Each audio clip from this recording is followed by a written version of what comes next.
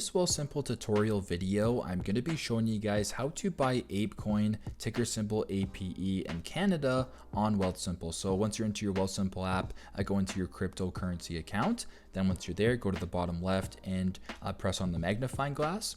Then on this screen, scroll down a little bit until you come across trending categories and press on crypto. Then on this screen, we want to go ahead and scroll down to where we can find ApeCoin or ticker symbol APE. So just scroll down a little bit until you come across it, which for me is right here. Ticker symbol APE or ApeCoin is right here at the bottom. Then to go buy it, press on buy at the bottom left. Then on this screen, simply just type in the amount of money you wish to invest into ApeCoin. So for me, if I wanted to do $1, I'll press on $1 right here and then press continue. Then to confirm your order, go to the bottom, press on confirm order, and there you go. That is how you guys can buy ApeCoin, ticker symbol APE in Canada on Wealthsimple. I hope this video helped.